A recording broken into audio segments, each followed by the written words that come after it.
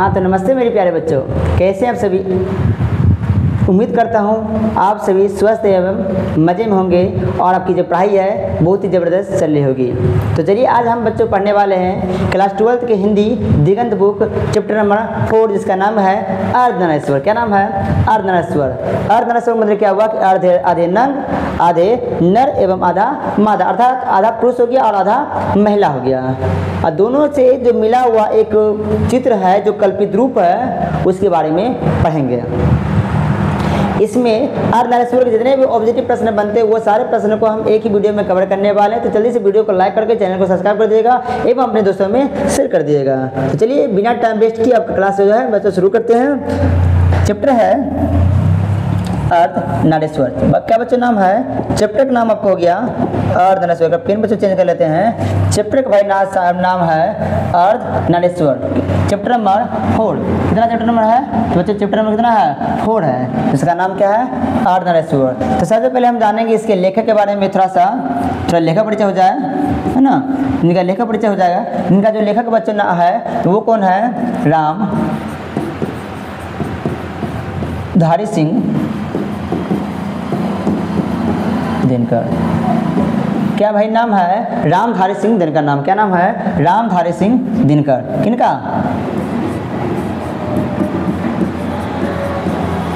इन्हें हम दिनकर के नाम से भी जानते हैं। और जो रामधारी सिंह दिनकर है ये ज़्यादा दूर के नहीं बल्कि हमारे पवित्र भूमि बिहार के हैं। पवित्र भूमि कहाँ है? बिहार के हैं। बिहार में भाई सब कहाँ? तो सिमरिया बेगूसराय। सिमरिया बेगूसराय जो कि भागलपुर के पास पड़ती है, बिहार के हैं। और इन्हें हम राष्ट्र कवि के नाम जानते हैं। इन्हें हम किस कवि के नाम जानते हैं? तो राष्ट्र कवि के नाम जानते हैं।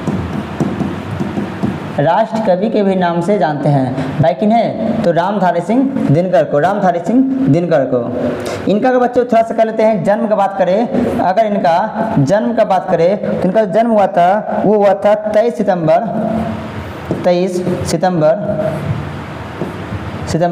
1908 में इनका क्या हुआ था? तो जन्म हुआ था। और इनका निधन भाई कब हुआ था? इनका जो निधन हुआ था वो हुआ था 1974 में। कितने तारीख को? 24 अप्रैल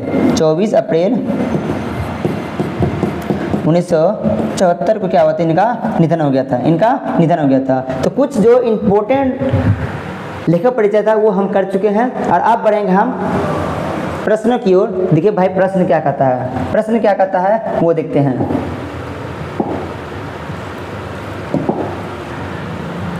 तो ये रहा आपका पहला प्रश्न है अर्धनारीश्वर पाठ के लेखक कौन है? भाई साहब पहला ही आ गया कि अर्धनारीश्वर के लेखक कौन है ना। कौन है इनके लेखक? अर्धनारीश्वर जो है निभान इनका जो लेखक है ये कौन है? तो इतना हलवा सवाल बच्चों बनाइएगा, आएगा आपके बिहार बोर्ड में। जानते हो क्या बोलोगे? आप बस ये बोलोगे, आपसे मुख से ये निकलेगा कि पल न माने टिंकू जिया। बिहार बोर्ड ने क्वेश्चन पूछा, हमने आंसर भर के दिया है कि ना है। चलिए तो अर्धनारीश्वर के भाई लेखक और कौन है? तो अर्धनारीश्वर के लेखक और कौन है? ऑप्शन में है नामवर सिंह, रामधारी सिंह दिनकर, हजारी प्रसाद द्विवेदी या फिर रामचंद्र शुक्ल। तो अर्धनारीश्वर के लेखक का बच्चा कौन है? तो आपके है बतलाएं कौन है? Ramdhari Singh Dinkar. Option number B जगह बिल्कुल right answer. Option number B Ramdhari Singh Dinkar. आगे बढ़ते हैं कि रामधारी सिंह दिनकर की रचना कौन सी है? रामधारी सिंह दिनकर की रचना इनमें से कौन सी है? उसने कहा था जूठन, त्रिक्ष या फिर अर्धनारीश्वर। तो कौन है? तो अर्धनारीश्वर है। Option number D.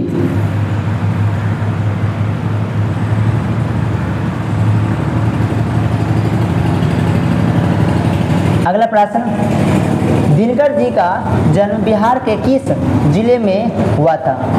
Dinkar ji का जो जन्म है वो बिहार के किस जिले में दिनकर जी का जन्म बिहार के किस जिले में हुआ था? समस्तीपुर, बेगूसराय, पटना या फिर भोजपुर।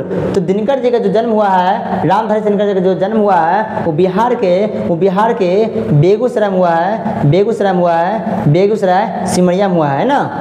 ऑप्शन नंबर बी हो जाएगा बिल्कुल राइट आंसर। अब बोलना है बी फॉर बजरंगबली की जय हो।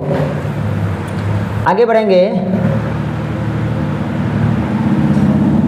अर्धनारीश्वर में किस गुण का समन्वय है? अर्धनारीश्वर में किस गुण का समन्वय है?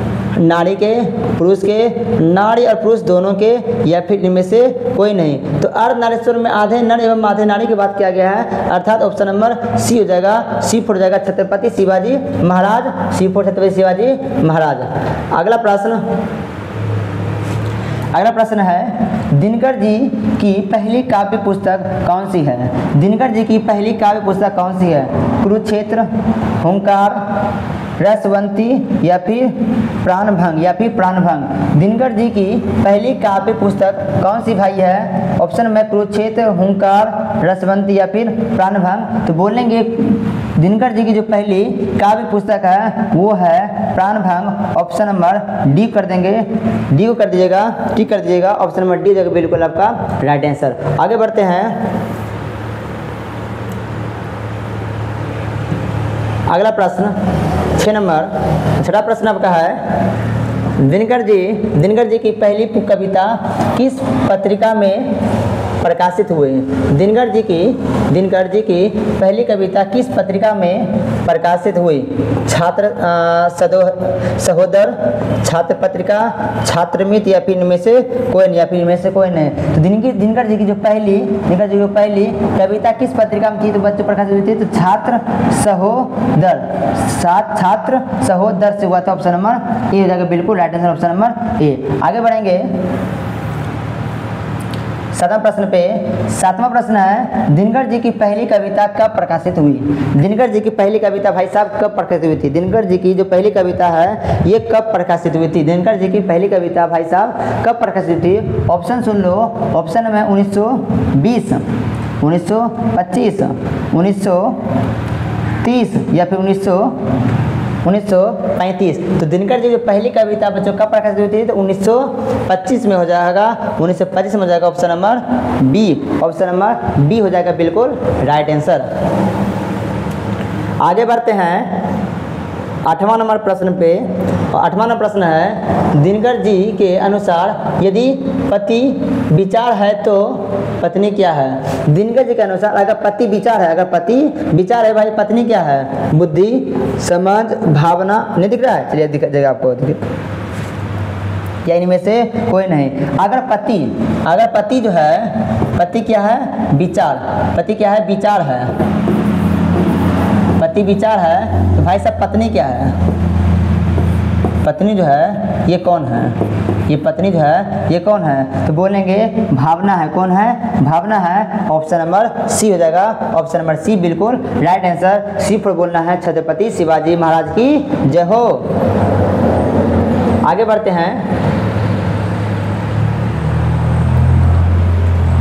बुद्ध और महावीर ने नारियों को कौन सा अधिकार दिया? बुद्ध और महावीर ने नारियों को कौन सा अधिकार दिया था? संन्यास लेने का, भिक्षुणी होने का, पति के त्याग का, या फिर इनमें से कोई नहीं। जब पुरुष पहले भिक्षु करते होते थे तो महावीर और बुद्ध ने दोनों ने कहे कि महिला भी अगर चाहे तो वो भी भिक्षुणी बन सकती है। तो ऑप्शन नंबर आपका कितना जाएगा? ऑप्शन नंबर आपका हो जाएगा बी, ऑप्शन नंबर बी हो जाएगा। बी फॉर बोलो भोलेनाथ की जय। अगला प्रश्न 10 नंबर है कि पुरुष जब नारी के गुण ले लेता है तब वह देवता बन जाता है, किंतु नारी जब नर के गुण सीखती है तब वह राक्षस हो जाती है। यह किसका कथन है? क्या बोला गया कि पुरुष जब नारी गुण ले लेती है, पुरुष जो है जब नारी गुण ले लेती है तो वो देवता बन जाता है, लेकिन जब नारी जो है कोई पुरुष का गुण ले लेता है तो वो राक्षस हो जाती है। यह भाई किसने कहा था? ये जो है ये किसने कहते हैं? ऑप्शन सुनोगे? ऑप्शन सुनो भाई साहब, देख रहे हो ना कितना भेदभाव हो रहा है, क्या आप देख रहे हो ना कितना भेदभाव हो रहा है महिलाओं के साथ, इस तरह से महिलाओं के साथ भेदभाव हो रहा था। मतलब कि पुरुष जो है अगर नारी गुण ले लेते भगवान, लेकिन अगर कोई पुरुष ये कोई महिला अगर पुरुष का गुण ले लेता है तो वो राक्षसी डायन ऐसा कर देती है।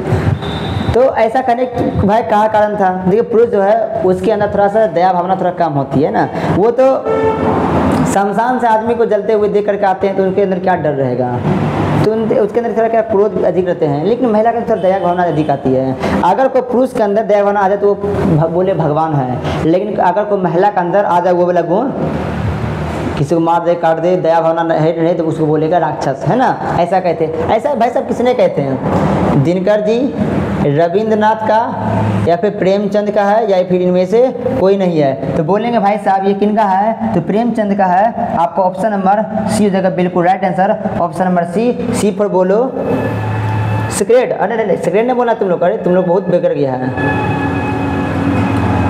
आर नरेश्वर का किस विधा से संबंध है, आर नरेश्वर का किस विधा से संबंध है, निबंध है, कहानी है, एकांकी है, या फिर इनमें से या फिर व्यंग क्या फिर व्यंग्य है, क्या है या फिर व्यंग है, इनमें से क्या है। जो अर्धनारीश्वर है ये क्या है, तो बोलेंगे ये सर एक एकांकी है, क्या है एक एकांकी है, ऑप्शन नंबर सी हो जाएगा बिल्कुल right answer, option number C हो जाएगा एकांकी। आगे बढ़ते हैं और अगला प्रश्न क्या है, प्रश्न नंबर 12, किसने अपने जीवन के अंतिम दिनों में नारीत्व की साधना की है, किसने जो है अपने जीवन के अंतिम दिनों में सबसे अंतिम दिनों में नारीत्व की साधना की है। गांधी जी ने, रविंद्रनाथ ने, या फिर दिनकर जी ने, या फिर उदय प्रकाश ने किसने की थी बताइए। तो बोलेंगे गांधी जो जाएगा बिल्कुल right answer, option number A, option A हो जाएगा बिल्कुल राइट आंसर। गांधी जी के बारे में बोला गया, गांधी जी थे, है ना, अंतिम में थे नारायण थे, मतलब दूसरों पे प्रति क्या था, दया था। अब उन्हें जो नाथुराम गोडसे 3 गोली मारे थे, तो मरने के बाद जब उनको लोग जो है नाथुराम गोडसे को पकड़े तो महात्मा गांधी क्या कहते हैं, वो कहते हैं कि छोड़ दो, बच्चा भाग गया है, उसे छोड़ दो। समझ सकते हैं कि अंतिम दिनों में वो मर रहे थे फिर भी वो है ना उसके अंदर गुस्सा नहीं आया था, ऐसे थे हमारे बापू जी, इसीलिए उन्हें राष्ट्रपिता के नाम से जानते हैं, है ना। आगे है अर्धनारीश्वर शंकर और पार्वती का किस प्रकार का रूप है। जो अर्धनारीश्वर है शंकर एवं पार्वती का किस प्रकार का रूप है, पार्वती किस प्रकार का रूप है, तो बोलेंगे सर जी कैसा है, कल्पित रूप है, ऑप्शन नंबर हो जाएगा बी, ऑप्शन नंबर बी। आप अपनी देखे होंगे कहीं पर भी कि एक फिगर बना हुआ रहता है, एक जो है इस तरह से फिगर बना हुआ रहेगा, है ना, इस फिगर में जो है 2 रहेगा, इस फिगर में 2 रहेगा, एक तरफ रहेगा आधे में रहेगा इस तरह से रहेगा, और आधे में जो रहेगा भोलेनाथ कौन रहेगा, भोलेनाथ रहेगा, और आधे में कौन रहेगा, तो पार्वती कौन रहेंगे, तो पार्वती रहेंगे, कौन रहेंगे, पार्वती रहेंगे। एक तरफ चांद रहेगा और एक तरफ हल्का सा सिंदूर किया हुआ रहेगा, है कि ना है। एक आँख एक इस तरह से नाक रहेगा, इस तरह के पहना हुआ कुछ रहेगा, और इस तरफ कुछ भी नहीं रहेगा। एक तरफ जो है वो किसका रहेगा, छाल रहेगा, किसका रहेगा, क्या रहेगा भाई साहब का, तो छाल रहेगा शेर का, बाघ का, जो शंकर जी बनते थे, और एक तरफ साड़ी पहना हुआ रहेगा पार्वती जी। तो बोला शंकर और पार्वती का रूप है भाई कैसा है, तो कल्पित रूप है, तो दोनों मिला हुआ है, ऑप्शन नंबर बी कर देंगे, राइट आंसर हो जाएगा। आगे बढ़ते हैं प्रश्न नंबर 14 पे, और प्रश्न नंबर 14 है प्रेमचंद्र के अनुसार नारी जब पुरुष के गुण सीखती है तब वह क्या बनती है। जिसके ऊपर नारी जो है जब पुरुष का गुण सीखती है तो क्या बनती है, आकर्षक, साहसी, कोमल, या फिर राक्षसी। तो बोलेंगे कि नारी का गुण, जो नारी जो है वो पुरुष का गुण ले लेती है, तो क्या बनती है, राक्षसी, ऑप्शन नंबर डी जाएगा, राक्षसी। जब कोई नारी, जब कोई लड़की, जब कोई महिला पुरुष का गुण ले लेती है तो राक्षसी बन जाती है, क्या बनती है, राक्षसी बन जाती है। अगला प्रश्न, निम्नलिखित में से कौन सी रचना दिनकर की नहीं है, बताना है इनमें से कौन सी जो रचना है वो दिनकर जी की नहीं है। ऑप्शन में है उर्वशी, भाई साहब ये तो है ही, क्या है, ये तो है ही। उसके बाद तुम्हारा है रश्मि रति, भाई साहब ये भी है। जूठन, और आपका है कुरुक्षेत्र, तो कुरुक्षेत्र भी है, रश्मि रति भी है, और ये उर्वशी भी है, तो लेकिन आपका जूठन जो है ये इनका नहीं है, इनका नहीं है, किनका है? उदय प्रकाश का है, इसलिए आपका राइट आंसर यहाँ क्या होगा? ऑप्शन नंबर सी हो जाएगा, ऑप्शन नंबर सी जगह बिल्कुल राइट आंसर। इनमें से कौन नहीं है? तो जूठन नहीं है। आगे बढ़ते हैं। निम्नलिखित में से कौन सी रचना दिनकर जी की है? कौन सी जो रचना है वो दिनकर जी की है? ऑप्शन में है सदियों का संताप, परशुराम की प्रतीक्षा, या फिर दरियाई घोड़ा।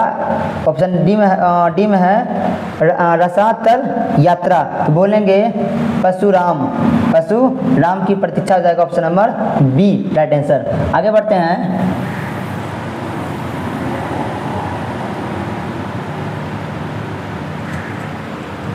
दिनकर को किस कृति पर भारतीय ज्ञानपीठ पुरस्कार प्राप्त हुआ है?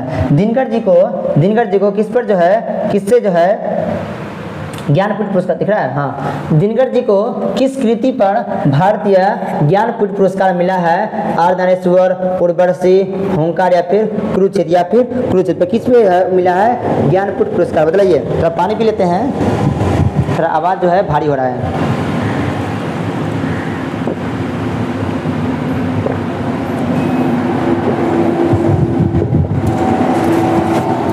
उर्वशी पे किससे भाई साहब? उर्वशी मिला था ज्ञानपीठ पुरस्कार, किसको? दिनकर जी को, अर्थात रामधारी सिंह दिनकर को। आगे बढ़ते हैं। 18 नंबर प्रश्न पे, युद्ध और शांति की समस्या लिखी गई काव्य कृति है। युद्ध और शांति की समस्या पर लिखी गई काव्य कृति है। नील कुसुम, कुरुक्षेत्र, या फिर द्वंद्व गीत, या फिर रश्मिरथ। बताइए। युद्ध और शांति जो है बच्चों समस्या बच्चों किस पे लिखा जाएगा? युद्ध और शांति लेना, युद्ध और शांति लेना कुरुक्षेत्र। कहाँ पे? महाभारत में से पढ़ेंगे Kurukshetra. Option number B, option number B जाएगा राइट आंसर। B4 बोलो, सावन का महीना भी है तो B4 क्या जाएगा? भोलेनाथ। क्या जाएगा? भोलेनाथ हो जाएगा। अगला प्रश्न, अर्धनारीश्वर कल्पित रूप है। अर्धनारीश्वर है ये कल्पित रूप है भाई, किसका जो अर्धनारीश्वर है किसका जो है ये कल्पित रूप है? किसका कल्पित रूप है? जल्दी बतला। तो अर्धनारीश्वर किसका कल्पित रूप है?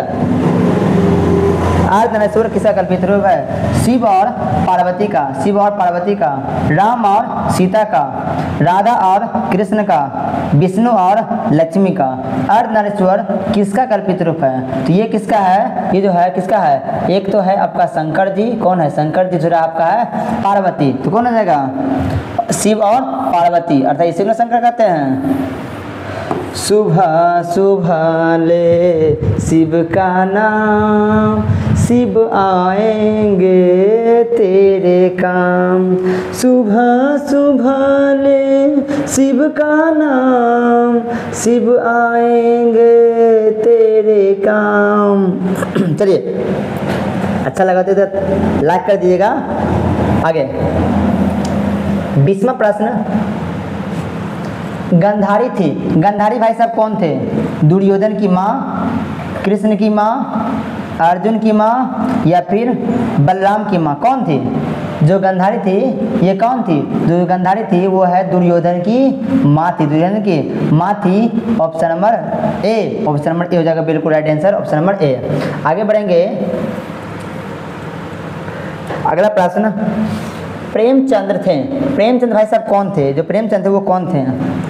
गीतकार, कथाकार, फिल्मकार या फिर संगीतकार? तो प्रेमचंद कौन थे? प्रेमचंद कौन थे? कथाकार थे। कौन थे? कथाकार थे। Option number A, sorry B, option number B हो जाएगा। आगे बढ़ते हैं। दिनकर का जन्म कब हुआ था? दिनकर जी का जन्म भाई साहब कब हुआ था? दिनकर जी का जन्म कब हुआ था? अरे जन्म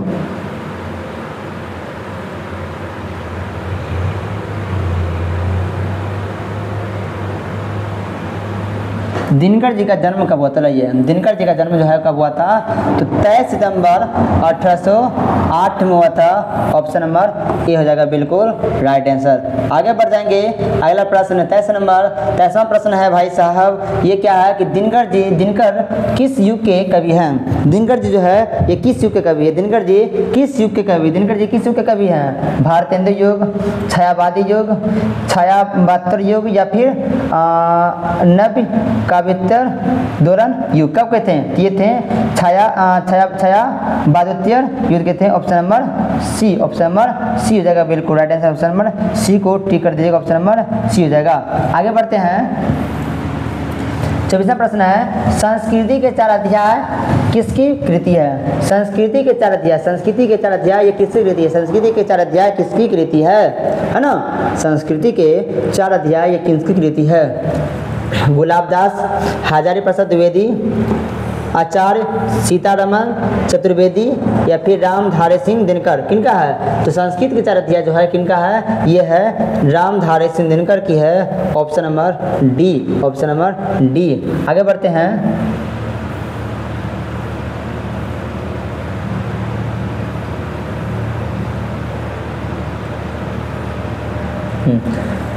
कौन सी कृति रामधारी दिनकर की लिखी हुई है? इसमें से कौन सी जो है रामधारी सिंह दिनकर की है? ऑप्शन में है शुद्ध कविता की खोज, पुनर्वा, स्मृति की रेखाएं या फिर कविता के नए प्रतिमान? तो बोलेंगे शुद्ध कविताएं की खोज। ऑप्शन नंबर ए। ऑप्शन कितना हो जाएगा? ए हो जाएगा, शुद्ध कविताएं की खोज। ऑप्शन नंबर ए हो जाएगा बिल्कुल राइट आंसर। आगे बढ़ेंगे, बस आपका इतना ही है, आगे ने मात्र 25 को आपका प्रश्न रहा कितना? मात्र 25 ऑब्जेक्टिव है। कितना है? मात्र 25 ऑब्जेक्टिव है।